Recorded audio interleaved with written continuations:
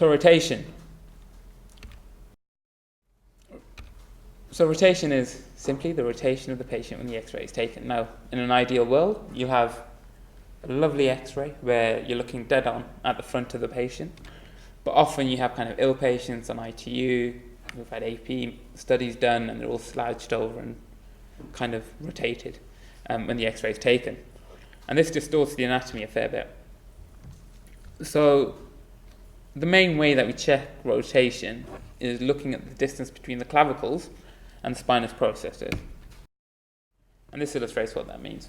So you look at the medial aspect of the clavicle and you look to the spinous processes, and that distance should be the same on both sides. In this instance, the left side would have been in front, so the patient was rotated to the right.